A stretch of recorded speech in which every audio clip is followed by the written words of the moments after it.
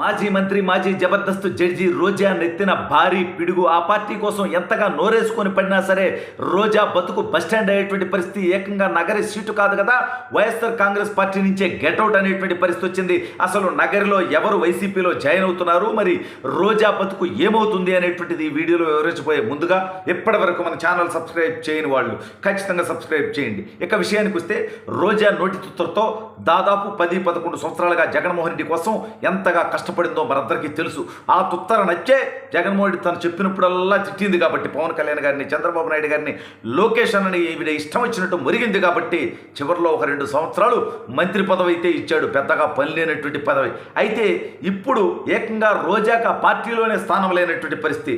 ఏ జగన్మోహన్ రెడ్డి కోసం అయితే వైఎస్ఆర్ కాంగ్రెస్ పార్టీ అత్యంత ఘోరంగా 11 సీట్లతో ఓడిపోయిన తర్వాత కూడా రోజా నోటి తుత్త తగ్గించుకోకుండా ఏకంగా తిరుమల కూడా పోయి కారుకొత్తలకు వస్తూ ఉందో, ఈ మధ్య కూడా ప్రెస్ మీట్లు పెడతా ఉందో, ఈ మధ్య కూడా జగన్మోహన్ రెడ్డికి తప్పెట్లు తాళాలు వేస్తూ ఉందో, ఏంద్ర స్వామి ఇంతగా ఆరిపోయిన తర్వాత అంటే తన సీటు కిందకి నీళ్ళు వచ్చేసాయి. సీటు కింద అంటే వేరేలా కాదు, తన నగరి ఎమ్మెల్యే సీటు కిందక నీళ్ళు వచ్చేసాయి. ఎలా అంటే నగరి శాసనసభ్యుడిగా ఇప్పుడు ముద్దు కృష్ణమనాయుడు గారి పెద్ద అబ్బాయి గాలి భానుప్రకాష్ గారు ఉన్నారు. రోజాని 43,000 ఓట్ల తేడాతో అత్యంత ఘోరంగా ఓడించేశాడు. అయితే ఇప్పుడు ముత్తు కృష్ణమనాయుడు గారి రెండో అబ్బాయి గాలి జగదీష్ వైఎస్ఆర్ కాంగ్రెస్ పార్టీ పంచన చేరుతున్నాడు. జగన్మోహన్ రెడ్డితో ఆల్రెడీ భేటీ అయ్యాడు. వచ్చే ఎన్నికల నాటికి వైఎస్ఆర్ కాంగ్రెస్ పార్టీ నగరి సీటు కూడా గాలి జగదీష్కే ఇవ్వబోతున్నారు అనేటువంటి వార్తలు రోజాకి నిద్ర లేకుండా చేస్తామన్నాయి. ఈ జగన్మోహన్ రెడ్డి కోసం నేను ఇంతగా మురిగితే ఆ పెద్దిరెడ్డి కోసం నన్ను పక్కన పెడుతున్నాడు ఏంటి? ఎందుకంటే పెద్దిరెడ్డికి ఈవిడి గారికి పడదు, అదేవిధంగా చెవిరెడ్డికి ఈవిడి గారికి పడదు, అసలు ఎవరితోనూ పడదు. ఈవిడి గారి డామినేటింగ్ అటువంటిది, ఈవిడి గారి అవినీతి అటువంటిది, ఈవిడి గారి అరాచకం అటువంటిది. అంటే పెద్దిరెడ్డి మంచోడా అంటే పెద్దిరెడ్డి ఒక పోరంబోకు, చెవిరెడ్డి మంచోడా అంటే అతనికి ఒక పనికిమాలినటువంటి వ్యక్తి. అయితే ఇప్పుడు రోజాకు వచ్చినటువంటి సమస్య ఏందయ్యా అంటే, లోకేష్ అన్నకి చీరలు పంపిస్తానికి కారుకొత్తలు కూసింది. గతంలో తెలుగుదేశం పార్టీ ప్రతిపక్షంలో ఉన్నప్పుడు పవన్ కళ్యాణ్ గారికి పిల్లలు ఎంతమంది, కుటుంబ సభ్యులు ఎంతమంది అని చెప్పి నోటుకొచ్చినట్టుగా కారుకొత్తలు కూసి పవన్ కళ్యాణ్ గారి కుటుంబంలో ఉన్నటువంటి మహిళలను కూడా కించపరుస్తూ ఒక మహిళగా ఉండి ఈవిడే మాట్లాడింది. ఈ రాష్ట్రంలో మద్యపాన నిషేధం చేస్తానని జగన్మోహన్ రెడ్డి అధికారంలోకి వస్తే మద్యం ఏరులై ఉంటే దాని గురించి ఏ రోజు కనీసం ఏం మాట్లాడాల. సరే, ఆ టైంలో నోట్లో ఏం పెట్టుకుందో మనకు తెలియదులే, కానీ ఈవిడ గారి బతుకు చూస్తే డబ్బు కోసం ఎంత నీచానికన్నా దిగజారుతుంది.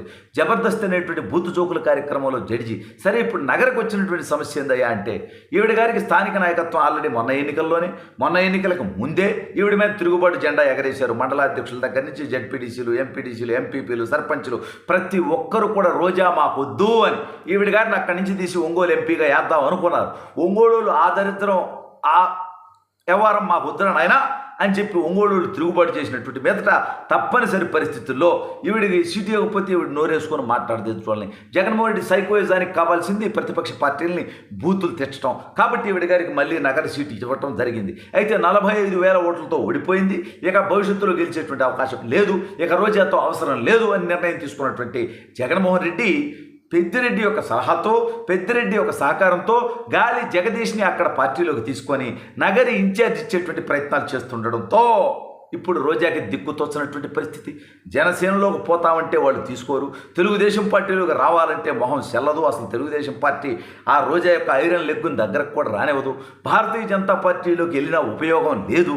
ఈ నేపథ్యంలో రోజా ఆ మధ్య తమిళనాడులో ఉన్నటువంటి విజయ్ పెట్టినటువంటి పార్టీలో, తమిళ యాక్టర్ విజయ్ పెట్టినటువంటి తమిళ పార్టీలో ఈవిడ జాయిన్ అవ్వాలనుకున్నారు. తమిళనాడు నుంచి పోటీ చేయాలనుకున్నారు. కానీ విజయ్ ఈ ఐరన్ లెగ్ నా దగ్గరకు వస్తే ఈవిడకు ఉన్నటువంటి చరిత్ర చూస్తే నన్ను తమిళనాడులో కూడా అసహించుకుంటారు, కాబట్టి నా పార్టీలోకి నువ్వొద్దు అని చెప్పి విజయ్ కూడా తమిళ వెట్రిగ కలగం పార్టీలోకి, టీవీకే పార్టీలోకి నేను నిన్ను తీసుకోను అని చెప్పి తేల్చి చెప్పడంతో ఈవిడ గారి రాజకీయ జీవితం అగమ్యగోచరమైపోయింది.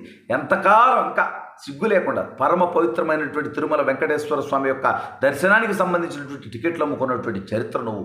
100 మందిని 50 మందిని తీసుకోవటం, ఒక్కొక్కరి దగ్గర 20,000 10,000 తీసుకోవటం, ఆ డబ్బులంతా 5 సంవత్సరాల కాలంలో కోట్లాది రూపాయలు దోచుకోవటం. ఇక నువ్వు పర్యాటక శాఖ మంత్రిగా నువ్వు పర్యటనలు చేసావు, కానీ పర్యాటక శాఖని ఏం అభివృద్ధి చేసావు? ఎక్కడ నువ్వు రివ్యూలు చేసావు?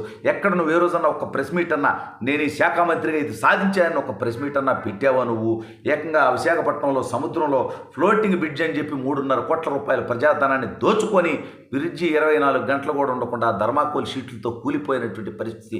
అంటే కొన్ని లక్షలు ఖర్చు పెట్టి కోట్లు దోచుకున్నటువంటి నీ దౌర్భాగ్యం రాష్ట్ర ప్రజలకు తెలిసింది. రాష్ట్ర ప్రజలు చీకొట్టారు, నగరి ప్రజలు చీకొట్టారు.